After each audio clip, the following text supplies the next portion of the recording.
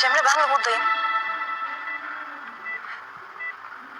Ben sizi niye göremiyorum?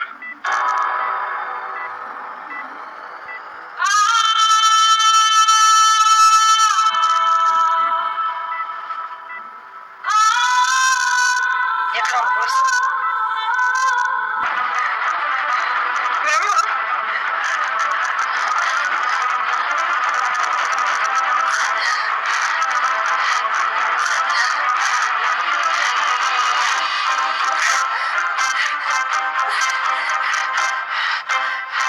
Emine teyze. Ne oluyor bana? Niye göremiyorum hiçbir şey? Cemre, sakin ol. Sakin. Emine teyze. Emine teyze, bir söylesene bana, niye göremiyorum hiçbir şey?